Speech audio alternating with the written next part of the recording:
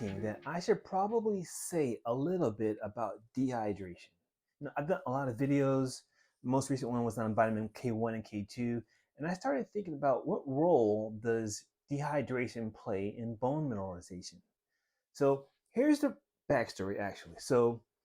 Um, I've been in the hospital at least 3 times for dehydration, and 2 of those times were when I was training for Olympic distance triathlons, right? And one of those times, actually, I was in a band and we were playing a concert in this theater, and there were all these lights in this theater, and I was dehydrated, right? And the next morning, I ended up in the hospital.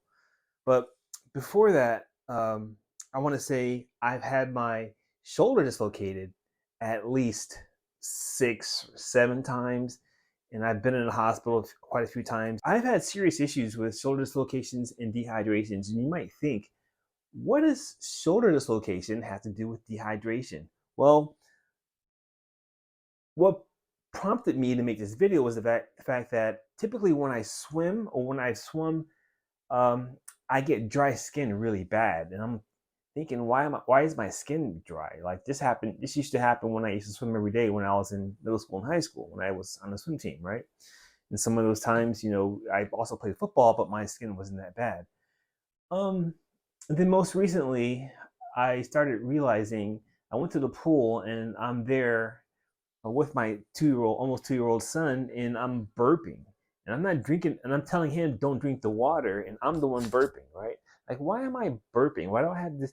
And I realized that I'm probably taking in water through my pores in my skin, right? And then, so that leads me to believe that, this is one of the sources of my dehydration. And so, how can you be dehydrated when you're in a pool?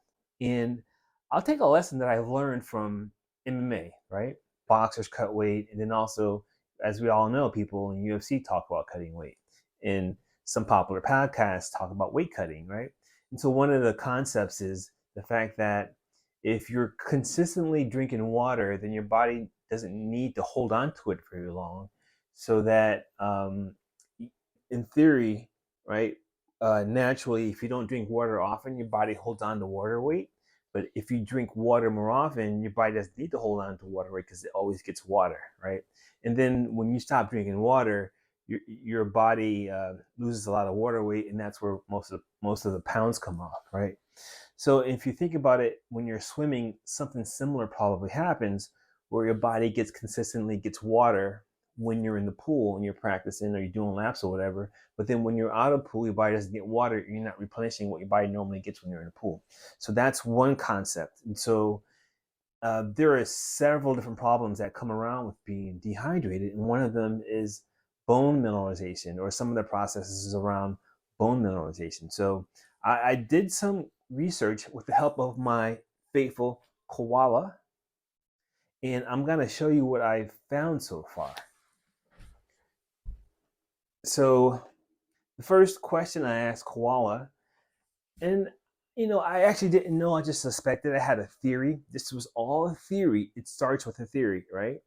I asked koala, might dehydration contribute to issues with bone mineralization? Cite relevant sources in MLA format, and koala returned with 2 sources that they cited. And koala said, yes, dehydration can contribute to issues with bone mineralization. When the body is dehydrated, it can lead to a decrease in blood volume, which can reduce the delivery of nutrients and minerals to the bones. Additionally, dehydration can lead to an increase in the concentration of minerals in the blood, which can lead to the formation of kidney stones and other mineral deposits in the body, including the bones. Which is interesting because I can feel when my kidney stones are forming, and it's probably because also I'm dehydrated and I have a lot of sunlight. Anyway, one study published in the Journal of Bone and Mineral Research found that dehydration can lead to a decrease in bone mineral density and increase in bone turnover markers in postmenopausal women. Canis et al., 2005. Another study published in the Journal of Clinical Endocrinology and Metabolism found that dehydration can lead to an increase in the parathyroid hormone, which can cause bone resorption and decrease bone mineral density. Ritz et al. 2013. So there you have it from Canis and Ritz. These are the two issues with bone mineralization. Two different sources that cite, two issues with like the concentration of minerals in the bone. They talk about the concentration of minerals in the blood and issues with blood volume. And so, if you have issues with blood volume, you're probably also going to have issues with nutrient delivery. So I asked Koala a simple question about nutrient delivery. Let's see what Koala says. And my question was, might nutrient insufficiency contribute to shoulder dislocations? And cite relevant sources in MLA format. So the way I'm looking at nutrient deficiency is I'm looking at it like, if my blood volume is low, right? And I'm forming kidney stones and the calcium doesn't get to go to the bone or even to the muscle, like that might be a form of nutrient insufficiency, and if I can't get it to go where it goes. And that's why I asked the question. And this is what I found at least three sources, but it says yes, nutrient insufficiency can contribute to shoulder dislocations. Nutrients play a vital role in maintaining the strength and stability of bones, muscles, and connective tissues, including those in the shoulder joint. Deficiencies in certain nutrients can lead to weakened bones and muscles, which can increase the risk of shoulder dislocations, right? One study published in the Journal of Shoulder and Elbow Surgery found that vitamin D deficiency is associated with an increased risk of recurrent shoulder dislocations. Hartzler et al. 2016. Another study published in the Journal of Orthopedic Trauma found that calcium and vitamin D deficiencies can contribute to bone loss and increase the risk of fractures and dislocations. Furthermore, a study published in the Journal of American Academy of Orthopedic Surgeons found that nutrient insufficiencies, including deficiencies in vitamin D, calcium, and magnesium, can contribute to muscle weakness and increase the risk of shoulder instability and dislocations. We're excited. Bandari, 2015, Hartzler from 2016, and Keller from 2013. Those are the three sources.